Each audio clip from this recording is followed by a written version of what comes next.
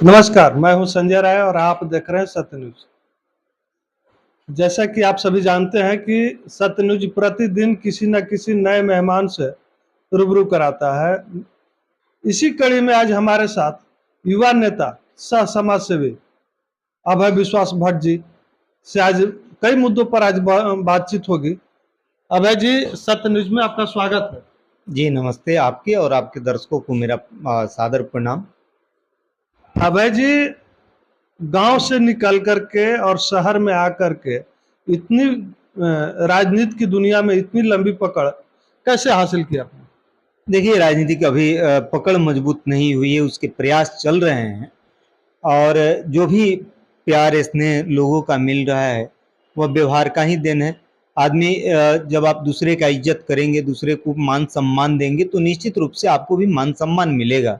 अगर आप किसी को प्रणाम करते हैं तो आपको आशीर्वाद जरूर आदमी देता है, ना कि उसके बदले कोई गाली देगा।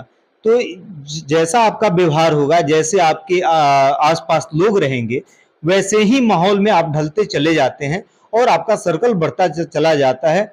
लोग आपको चाहने लगते हैं आपके कार्यों के बदौलत, आपके व्यवहार के बदौलत। और जहाँ तक मेरी बात है तो मैं लगातार प्रयास करता हूँ कि मैं पॉजिटिव वे में निरंतर आगे बढ़ता रहूँ, लोगों की सेवा करता रहूँ। जो भी बन पड़ता है उतना काम करें ताकि लोगों के बीच हमारी एक अलग छवि बने और हमारा व्यवहार उत्तम रहे। बिल्कुल अभय जी, लेकिन ये जो आप कांग्रेस से शुरुआती दौर शुरू हुआ आपका और अभी तक का जो सफर रहा, ये हमारे दर्शकों को साझा कीजिए। छात्र राजनीति में पढ़ाई के साथ साथ ही मैट्रिक पास करने के साथ ही मैं राजनीति प्रारंभ कर दिया था और छात्र प्रकोष्ठ था भारतीय कांग्रेस पार्टी की, एनएसयूआई, उसके साथ में जुड़ गया था। और चूंकि एक बचपन से ही भावना रही है सामाजिक की, तो मैट्रिक के पास करने के बाद आप समझ सकते हैं कितनी सूझबूझ होगी। लेकिन उसके बावजूद भी मेरा लगाव रहता था, तो मैं छात्र राजनीति से जुड़ा और वहां पर भी मैंने बहुत से आंदोलनों में संघर्ष किया अपने साथियों के साथ में, बड़ों के मार्गदर्शन में। और बहुत अच्छे रिजल्ट उसके भी रहे थे। उस समय सर्वदलीय संघर्ष मोर्चा बना, बहुत बहुत काम हुआ। विश्वविद्यालय का आईसी कुमार जब कुलपति थे उस समय से लगातार 2005 के आसपास की बात है।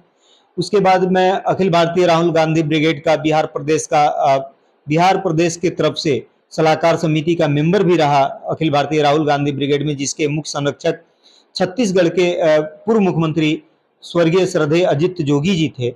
उनके लड़के अमित जोगी जी आज पार्टी चला रहे हैं वहां पे। तो उनके नेतृत्व में हम लोग अखिल भारतीय राहुल गांधी ब्रिगेड में काम किए।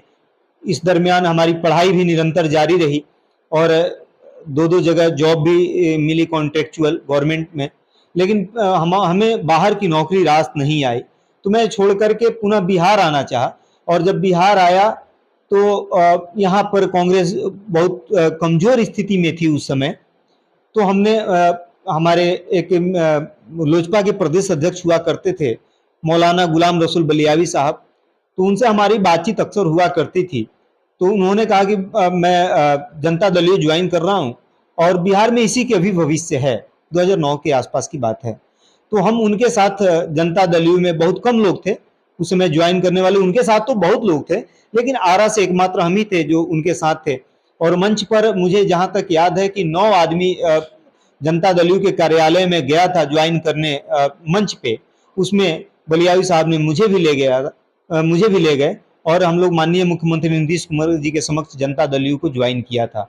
और उस समय से लगातार जनता दल यू में विभिन्न पदों पर रहते हुए, विभिन्न दायित्वों को संभालते हुए आज तक मैं जनता दल यू में बना हुआ हूं और लगातार कार्य कर रहा हूं। पार्टी का जो दिशा निर्देश होता है उस पर आदमी काम करता है, उसके इतर हम जाने का प्रयास नहीं करते हैं। अभय जी, एक और बात आती है, इतनी कम उम्र में दो दो नौकरी छोड़ करके राजनीति में रहना, टिके रहना, इसके पीछे क्या रहस्य है? देखिए, राजनीति हम शौकिया करते हैं। राजनीति में बहुत प्रकार के लोग हैं आजकल और उनके बहुत से कारनामे हैं जिसका खुलासा समय समय पर होता भी रहा है। राजनीति में 3-4 कैटेगरी के लोग हैं। एक तो धन पशु वाले हैं जो शुरू में किसी भी तरीके से हेर फेर करके पैसा कमा लिए और राजनीति में प्रवेश कर गए। एक तो कैटेगरी वो है, दूसरा कैटेगरी है राजनीति में करने वालों का, जिनको हम वो नाम नहीं लेंगे, लेकिन उनका काम ही है राजनीति में, वो इसी के लिए है कि वो ट्रांसफर पोस्टिंग का काम करते रहें, कराते रहें। तीसरे लोग वैसे लोग भी हैं राजनीति में जिनकी अखबारों की सुर्खियों में कभी कभी खबर बनी रहती है, बनती रही है, जो लोग अवैध कारोबार करते हैं, अवैध धंधा करते हैं। अवैध धंधा का मतलब कि दो तीन चीज आप जानते हैं जिस पर सरकार ने रोक लगाई है, वो ऐसे चीज भी बिक्री करने वाले लोग राजनीति में हैं। क्योंकि राजनीति को लोग मान लेता है कि यहाँ पर हमारा एक सुरक्षित जगह है, यहाँ से हम बचाव अपना कर सकते हैं प्रशासन से, और हमारे लोग हमारे काम कर देते हैं। देखिएगा अभय जी, बहुत बड़ी आपने बात कही है। निश्चित रूप से देखिए, कहने में कोई संकोच नहीं है, क्योंकि जो हकीकत है, जो अखबार की सुर्खियों में खबरें रहती हैं, उसको कहने से क्या परहेज करना।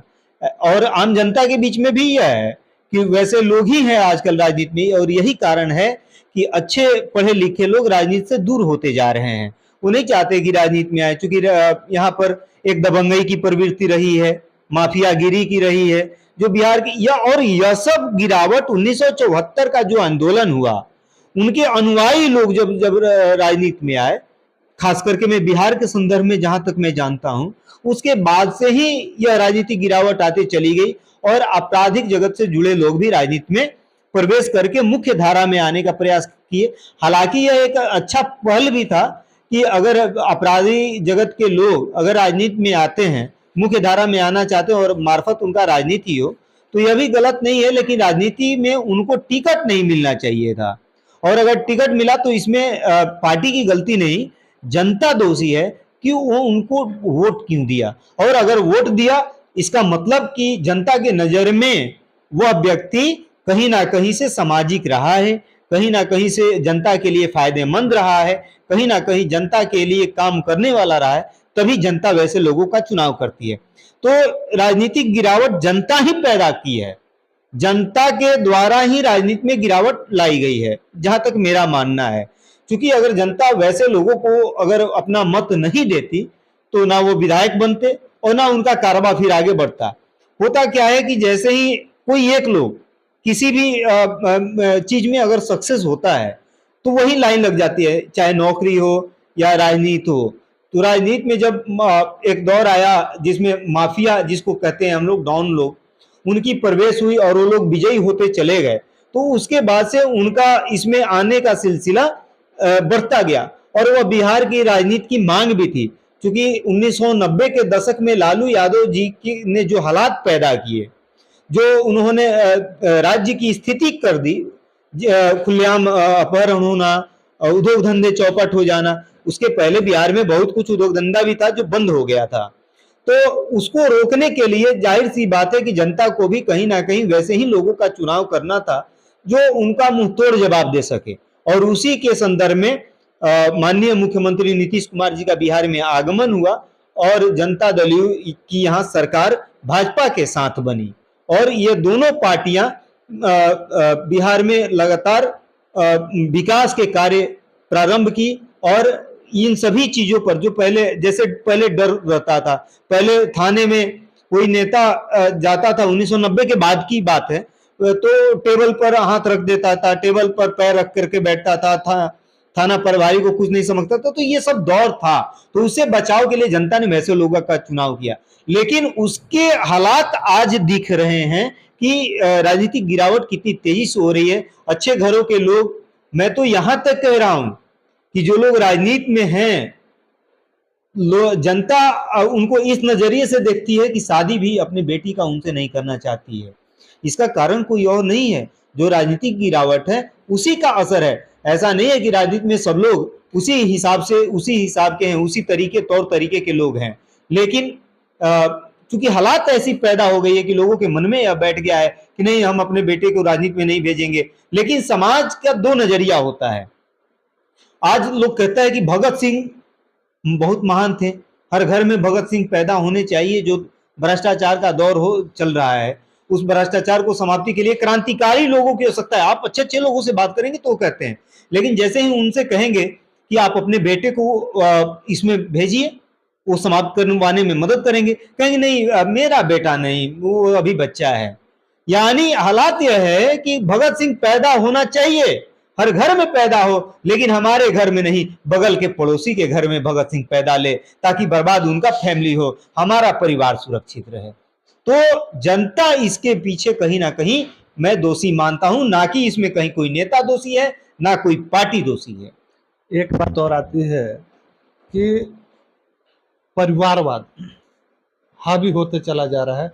अभी जैसा माहौल बना हुआ है, सुनने में आ रहा है कि अपने आरा में विधानसभा चुनाव में लगभग पूर्व चाहे वर्तमान कहिए, उनके पुत्र का आगमन होने जा रहा है विधानसभा चुनाव में। देखिए, बिहार के संदर्भ में अगर बात करें तो परिवारवाद का जो सिलसिला चला, लालू यादव जी के शासनकाल के पहले कांग्रेस के बहुत सारे मुख्यमंत्री हुए और उस समय उनके कोई वैसा पुत्र नहीं है जिनका पुत्र उस समय के वर्तमान राजनीति में मंत्री बना हो। लेकिन उसके बाद 1990 के राजनीति के बाद लालू यादव जी के बाद लालू यादव जी ने, मुझे लगता है कि इसकी शुरुआत की और अपने बेटे को एंट्री दिलाई। इसके पहले अखिलेश यादव जी आए, मुलायम सिंह यादव जी के लड़के। मुझे बताइए, क्या लालू यादव जी के पिताजी राजनीति में थे? नहीं थे। क्या मुलायम सिंह यादव जी के पिताजी राजनीति में थे?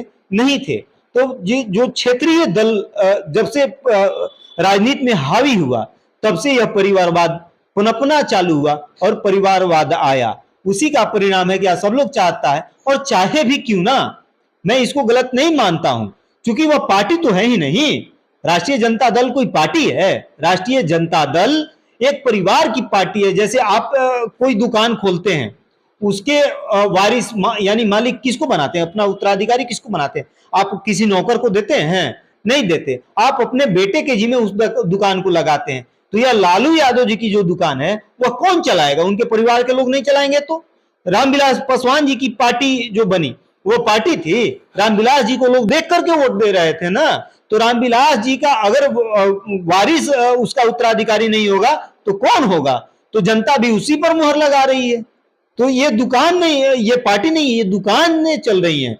पार्टी भारतीय जनता पार्टी को मैं मानता हूं, पार्टी में जनता दल यू को मानता हूं, पार्टी में माकपा को मानता हूं, भाकपा को मानता हूं, क्योंकि यहां परिवारवाद नहीं है। जो कैडर बेस पार्टियां हैं वहां भी परिवारवाद नहीं है। कोई बता दे कि नीतीश कुमार जी का लड़का कभी राजनीति में सक्रिय रहा हो, कभी कहे हो, या जनता दल में वैसे लोगों को टिकट मिली हो। तो फिर आप ही की जो पार्टी है, कहीं कभी राष्ट्रीय दल से मिलती है तो कभी बीजेपी से मिलती है। निश्चित रूप से यह देखिए, यह गठबंधन का दौर है, और गठबंधन जब मत धारा 2 चल रही है बिहार में की राजनीति में, तीसरा कोण बनाने का प्रयास किया जा रहा है। कितना सक्सेस होगा इसके लिए जनता मालिक है, जनता जानती है। लेकिन जब भी गठबंधन होता है तो वह कुछ मुद्दों पर होता है, और जब मुद्दे से कोई अन्य भटकने लगता है तो जाहिर सी बात है कि आदमी गठबंधन बदलता है, ना कि उसका समर्थन करता है। तो गठबंधन बदला था, समर्थन नहीं था। गठबंधन में सरकारें इसलिए बनी थी कि बिहार में दोबारा चुनाव ना हो और वह सरकार अपने पूरा कार्यकाल पूरा करे। इसका बोझ आप एक समझ लीजिए, एक चुनाव का खर्चा कितना आता है, उस चुनाव का खर्चा कौन देता है? टैक्स पेयर कौन है? हम लोग हैं। तो हम लोगों के ही पैसे से ही चुनाव होना है। तो सरकार ऐसा नहीं चाहती है, नीतीश कुमार जी ऐसा नहीं चाहते हैं, इसलिए अपने वसूल के लिए उन्होंने, बिहार के विकास के लिए उन्होंने गठबंधन को बीच बीच में बदलने का प्रयास किया। और ये गठबंधन बदलने का दौर जो है, ये विकास को आगे ले जाने के लिए निश्चित रूप से गठबंधन कौन करवाता है? आप अगर किसी एक को बहुमत में वोट दे दें, मत दे दें, तो सरकार उसकी बनेगी। तो आप तो खुद नहीं चाहते हैं, बिहार की जनता खुद नहीं चाहती है कि यहाँ किसी का एक मत का सरकार बने। यहाँ तो आप वोट ही देते हैं इसी आधार पर कि यहाँ गठबंधन की सरकार चले। और गठबंधन जब तीसरा को तीन विकल्प रहता है, तो जहां गठबंधन नेता को सूट करता है वहां से वह गठबंधन करता है। इसमें कहीं कोई बुराई नहीं है। चलिए, और एक बात चलते चलते, अभय जी आपने बहुत अच्छी जानकारी दी राजनीति के बारे में। थोड़ा सा समाज सेवा में आपका लगाव बहुत ज़्यादा रहता है, इसके पीछे क्या रहस्य है? देखिए, समाज सेवा का माध्यम बहुत सा हो सकता है। उसमें हमारा लगाव सांस्कृतिक कार्यक्रमों से भी रहा है, खेलों से भी प्रेम रहा है। सामाजिक कार्य जिसकी आवश्यकता महसूस होती है, वैसे कार्यक्रम में भी हम सभी सक्रिय रहते हैं। आप भी रहे हैं कई कार्यक्रमों में हमारे साथ। आरा का बहुत सा संगठन हम लोगों के साथ में काम किया है। हम लोगों ने रात में कंबल बांटने का काम किया है, हम लोगों ने पेड़ लगाने का काम किया है। आपको याद होगा हम लोग गर्मी के दिनों में पैदल चल करके सत्य चैरिटेबल ट्रस्ट के माध्यम से ये क्या चप्पल बांटने का काम हम लोगों ने गरीबों को अपने हाथों से पहनाने का काम किया। तो समाज सेवा का बहुत सा माध्यम है और वह एक शौक है। आप जान जाइए, कोई भी चीज तभी आप कर सकते हैं जब आपके वो शौक में हो। तो राजनीति हमारा शौक है, उसी प्रकार समाज सेवा करना हमारा शौक है। खेल से भी लगाव हमारा शौक है। कोई जबरदस्ती थोड़ा कर रहा है कि आप खेलों में मदद कीजिए। अभी जैसे पहले हम फुटबॉल टूर्नामेंट जो यहाँ गोल्ड कप हुआ था, उसके भी आयोजक मंडल में रहे। कोई जबरदस्ती नहीं लाता है, यह अपना शौक है कि खेल के प्रति लगाव है, तो हम वहां काम कर रहे हैं। तो हम लोगों ने खेल का भी आयोजन कराया है। यहाँ पर सांस्कृतिक गतिविधियों में भी शामिल रहे हैं, चाहे धार्मिक कार्यक्रम हो उसमें भी आदमी रहा है, नाटकों में भी सहयोग करने का काम किया है। तो समाज सेवा का माध्यम बहुत सा है। मूल धारा यह है कि समाज को जागरूक कैसे बनाए, और उसके लिए हमें जो जो प्रयास करने पड़ते हैं हम लोग लगातार करते हैं। रक्तदान का कार्यक्रम सबसे बहुमूल्य है। हम लोगों ने रक्तदान कराने का भी काम किया है, और स्वयं हम अभी तक मुझे जहां तक याद है, देखना पड़ेगा, 24 या 25 बार हमने भी रक्तदान किया है, जिसमें मात्र 2 बार अभी लास्ट जो हमारी माता जी और दादी जी का जिस बीमारी में ग्रसित थी, उस समय हम अपने परिवार को दिए हैं। अन्यथा मैंने कभी अपने परिवार को ब्लड नहीं दिया, सिर्फ और सिर्फ समाज के लिए मैंने समर्पित किया है। तो हम लोगों का जीवन और शौक दोनों समाज के लिए है। हम तो लगातार हमारी पूरी दिनचर्या समाज के लिए समर्पित रहती है, और समाज का काम करने में यह हमारा शौक कहिए या हमारा जुनून कहिए, उसमें लगा रहता है। उसके एक हिस्सा में आप भी हैं, जो हमारे बहुत से कार्यक्रमों में आपके नेतृत्व में भी हम लोग करते हैं। चलते चलते क्या संदेश देना चाहेंगे? संदेश क्या देना है, जब तक हम नहीं सुधरेंगे हम दूसरे को कहने लायक भी नहीं होते। क्योंकि जब आप किसी दूसरे पर उंगली उठाते हैं तो एक उंगली दूसरे पर जाता है, और ये 3 उंगलियां, एक तो खड़ा हो जाता है बीच में, लेकिन 3 अपनी तरफ आती है। जब तक हम नहीं सुधरेंगे हम दूसरे को नहीं सुधार सकते। हमारा प्रयास और अपील यही होगा आपके इस बैनर के माध्यम से, कि हम सभी पहले अपने आप में सुधार लाएं। जब हम सुधर जाएंगे तभी हम दूसरे से आग्रह कर सकते हैं, विनय कर सकते हैं कि अमुक कार्य में इस प्रकार हम सुधार ला सकते हैं, आप भी इसका एक हिस्सा बने और सामाजिक कार्यों में बढ़ चढ़ करके भाग लें, तभी हमारा समाज बदल सकता है। चलिए, बहुत बहुत धन्यवाद अभय जी। धन्यवाद आपके और आपकी पूरी टीम को। फिर किसी नए मेहमान से हम आपको मिलवाएंगे, बहुत सारी जानकारियां लेंगे। तब तक के लिए हमें और हमारी पूरी टीम को दीजिए इजाजत। नमस्कार।